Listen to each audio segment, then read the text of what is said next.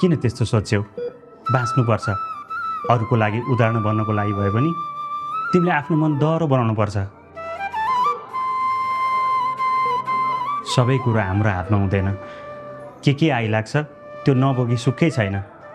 के गर्नु, आफ्नै भान्जा भए पनि अगतिलो भएपछि।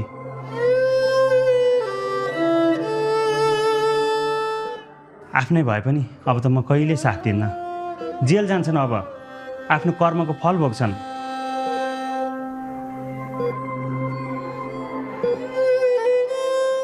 अहिले म गएँ, यता के हुन्छ खबर गर्नुहोला।